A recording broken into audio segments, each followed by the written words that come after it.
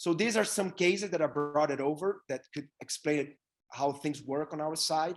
This is a creative economy community that actually people, like an example, if I were Leonardo da Vinci, how can I draw my Mona Lisa?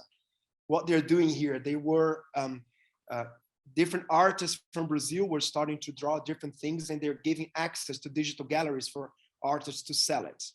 This is another one that was done with a major TV network in Brazil, Rede Globo. There is a community of young creators that were building up contents to be used by the TV channel and being paid for that.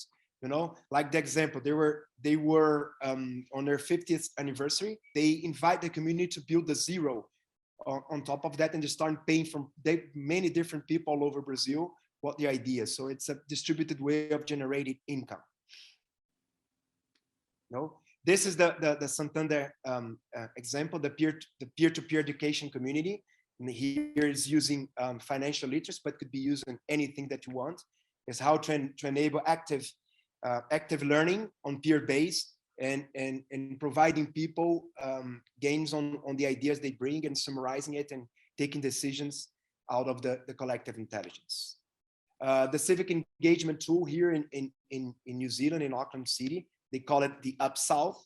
It was a very important project for us, where the Auckland councils invite young women and invite young people to come and discuss many different things. And they were really tracking, here I can say the mental health issue was very strong there.